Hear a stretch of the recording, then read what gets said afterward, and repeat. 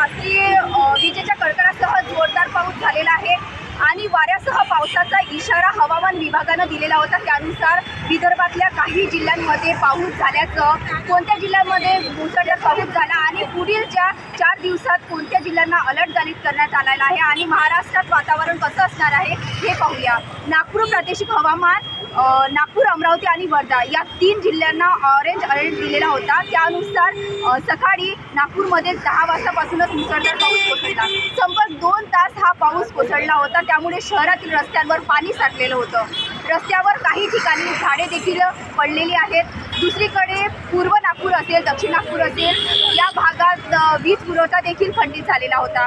हवामान विभागानं दिलेल्या अलर्ट अनुसार ढगाळ वातावरण हे पाहायला मिळालं। या दिवशी 2 दिवस अगोदर नागपुरात गांधीबाग परिसरात गारपीट झालेली होती। चंद्रपूरमध्ये देखील पाऊस झालेला होता। म्हणजे 3 दिवसापासून नागपूर प्रादेशिक हवामान विभागानं हा अलर्ट दिलेला होता। त्यानुसारच पाऊस झालेला आहे आणि आता पुढील 4 दिवस म्हणजे अकोला, बुलढाणा पाऊस तर गडचिरोली, गोंदियापर्यंत म्हणजे विदर्भातल्या सगळ्याच जिल्ह्यांमध्ये अलर्ट जारी करण्यात आलेला आहे आणि त्यानुसार वादळी वाऱ्यासह पावसाचा इशाराही देखील देण्यात आलेला आहे। पण ऐन तडाख्याच्या उन्हामध्ये पाऊस का कोसळतो याचंही कारण हवामान विभागानं सांगितलेलं आहे। विदर्भात कमीत कमी टप्पा तयार झालेला आहे आणि पश्चिम बंगालकडून येणारे जे पश्चिम बंगालच्या उपसागरातून जे मौसम मोठ्या प्रमाणात येत आहे आणि विदर्भावर सगळ्या वेगवेगळ्या सिस्टम आणि ॲक्टिव्ह, त्यामुळे ऐन तापमानामुळे हा पाऊस कोसळतो।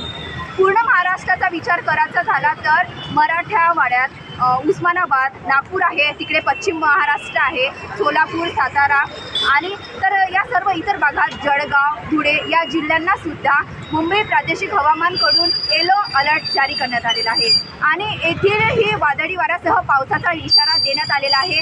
अर्चना राक्षे, विदर्भ न्यूज, अमरावती।